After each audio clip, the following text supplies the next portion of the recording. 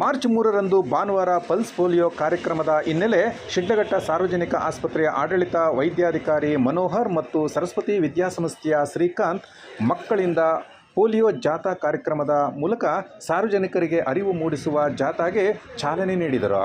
ಸಂದರ್ಭದಲ್ಲಿ ಆರೋಗ್ಯ ಅಧಿಕಾರಿ ಡಾಕ್ಟರ್ ವೆಂಕಟೇಶ್ ಮೂರ್ತಿ ಮಾತನಾಡಿ, ಮಾರ್ಚ್ 3ರಿಂದ 6ರವರೆಗೆ ಪಲ್ಸ್ ಪೋಲಿಯೋ ಲಸಿಕೆ ಕಾರ್ಯಕ್ರಮ ನಡೆಯಲಿದ್ದು 5 ವರ್ಷದೊಳಗಿನ ಯಾವುದೇ ಮಗು ಲಸಿಕೆಯಿಂದ ವಂಚಿತರಾಗದಂತೆ ಎಲ್ಲ ಆರೋಗ್ಯ ಇಲಾಖೆ ಕ್ರಮ ವಹಿಸುತ್ತಿದ್ದು, ಮಕ್ಕಳಿರುವ ಪೋಷಕರು ತಪ್ಪದೆ ಲಸಿಕೆ ಹಾಕಿಸಿ ಪೋಲಿಯೋ ವೈರಸ್ ತಡೆಗಟ್ಟಲು ಎಲ್ಲರೂ ಸಹಕರಿಸಿ ಪೋಲಿಯೋ ಮುಕ್ತ ದೇಶವನ್ನಾಗಿ ಮಾಡೋಣ ಎಂದರು.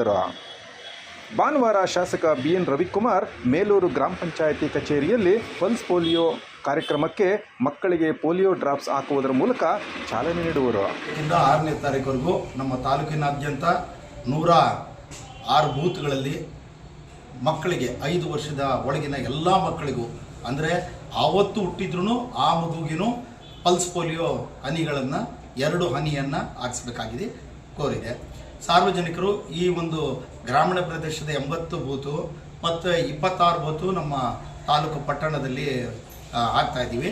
ಸೊ ಎಲ್ಲರಿಗೂ 5 ವರ್ಷದ ಎಲ್ಲ ಮಕ್ಕಳನ್ನು ಕರ್ಕೊಬಂದು ಈ ಬೂತ್ಗಳಲ್ಲಿ 2 ಚುಕ್ಕೆ ಹಾಕಿಸ್ಬೇಕು ಅಂತ ನಾನು ಕೇಳ್ಕೊತೀನಿ.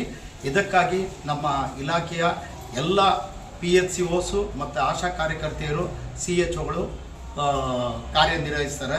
ಹಾಗಾಗಿ ಈ ಸಂಜೆ ಬೆಳಗ್ಗೆ 8 ಗಂಟೆಯಿಂದ ಹಿಡಿದು 5 ಗಂಟೆ ಸಂಜೆವರೆಗೂ ಇರುತ್ತೆ. ಅವರ ಒಂದು ಸಮಯನ ನೋಡಿಕೊಂಡು ಹತ್ತಿರದ ಬೂತ್ಗೆ ಬಂದು ಹಾಕ್ಸ್ಕೊಳ್ಳೋಕ್ಕೆ ಅಂತ ನಾನು ಕೇಳ್ಕೊತೀನಿ.